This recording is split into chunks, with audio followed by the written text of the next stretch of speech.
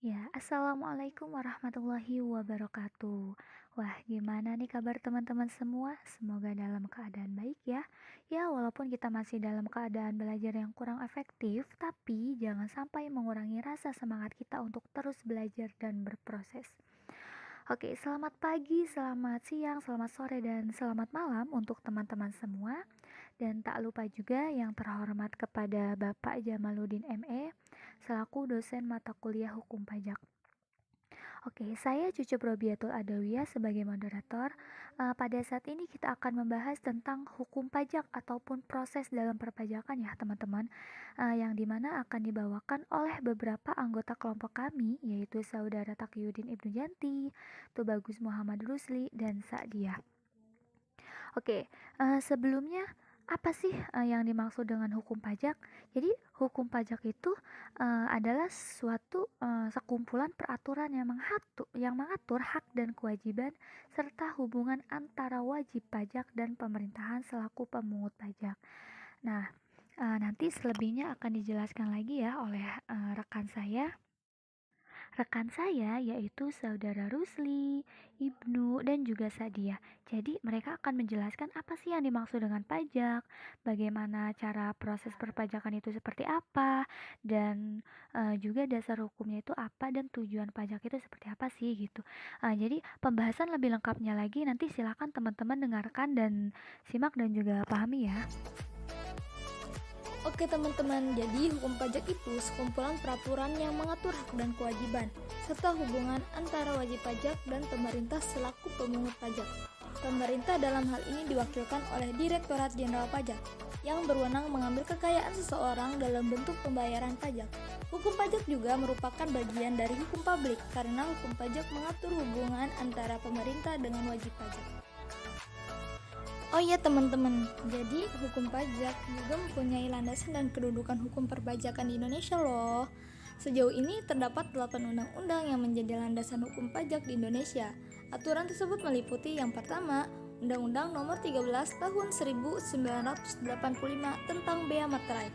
Yang kedua, Undang-Undang Nomor 12 Tahun 1994 tentang Pajak Bumi dan Bangunan. Yang ketiga, Undang-Undang Nomor 16 Tahun 2000 tentang Ketentuan Umum dan Tata Cara Perpajakan. Yang keempat, Undang-Undang Nomor 17 Tahun 2000 tentang Penghasilan. Yang kelima, Undang-Undang Nomor 18 Tahun 2000 tentang Pajak Pertambahan Nilai atas barang dan jasa dan penjualan atas barang mewah. Yang keenam, Undang-Undang Nomor 19 Tahun 2000 tentang Penagihan Pajak dengan Surat Paksa. Yang ketujuh, Undang-Undang Nomor 20 Tahun 2000 tentang Bea Perolehan Hak atas Tanah dan Bangunan. Dan yang terakhir, Undang-Undang Nomor 14 Tahun 2002 tentang Pengadilan Pajak. Baik, tujuan hukum pajak yaitu untuk meningkatkan pendapatan negara semaksimal mungkin serta menunjang kebijaksanaan pemerintah dalam meningkatkan investasi daya saing kemakmuran rakyat dan untuk meningkatkan pendapatan suatu negara, pembiayaan infrastruktur serta pembiayaan APBN. Baik, di sini saya akan menerangkan tentang ringkasan ketentuan umum dan tata cara perpajakan. Nah, apa aja tuh? Nah, di sini kita yang pertama itu registrasi NPWP. Nah, di situ ada yang namanya nomor identitas pajak terdaftar pengusaha kena pajak. Nah, di sini setiap nomor identitas yang terdaftar pengusaha maupun yang sudah bekerja itu pasti akan dikenakan pajak. Nah, yang kedua itu kita harus cara membayar pajak itu harus secara teratur. Nah, yang kedua itu biasanya kita ada pelaporan. Nah, pasti setiap bulannya itu ada penghasilan dan laporan. Nah, setiap laporan kita menelaah diri. Nah, disitulah ada yang namanya perhatikan batas waktu, periode dan kecelakaan tahunan. Dan biasanya kita setiap periodenya itu ada yang namanya entah musibah kecelakaan atau apa yang itu. Nah, di situ kita ada lagi yang namanya periode garis miring bulanan dan tahunan. Nah, habis itu kita akan pencatatan dan akuntansi. Nah, di sini nih ada jenis pajak. Nah, itu termasuknya ke dalam periode pencatatan tahunan biasanya. Nah, lanjut lagi. Sini ada yang namanya DJP.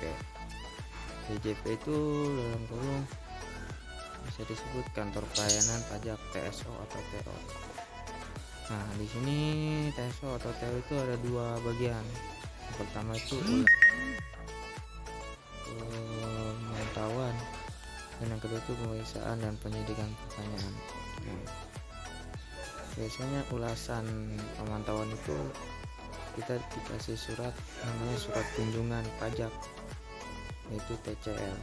Nah, biasanya kita udah dikasih surat kunjungan pajak, biasanya kita diteliti di antara dua itu, ulasan sama pemeriksaan itu. Nah, setelah itu kita kalau merasa keberatan, nah di sini ada yang namanya tambahan surat keterangan pajak dalam kurung TA. Nah, itu dia pembahasan kita mengenai pajak, teman-teman. Jadi, bagi kalian yang sudah memenuhi syarat-syarat tertentu, jangan lupa membayar pajak ya. Karena ketika kita sudah membayar pajak, berarti kita sudah memenuhi syarat-syarat tertentu dan juga menjadi warga Indonesia yang baik dan taat peraturan. Oke, saya cukupkan. Terima kasih. Wassalamualaikum warahmatullahi wabarakatuh.